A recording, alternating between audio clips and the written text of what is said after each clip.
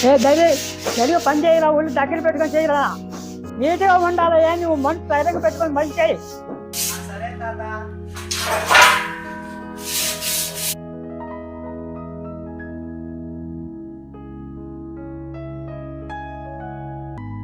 బాగున్నావా? ఆ దేవుని మాటలు సువార్త ఇది. ఆ యేసయ్య మంచి దేవుడు, గొప్ప దేవుడు. ఆయన ద్వారా బాప్టిజం పొందిన వారు పరలోక రాజ్యంలో ఉంటారు. యేసయ్య నమ్ముకొని నువ్వు కూడా బాప్టిజం తీసుకో, పరలోక రాజ్యంలో ఉంటావు. అరే తిరుగుగా నీకున్న తీసుకుంటే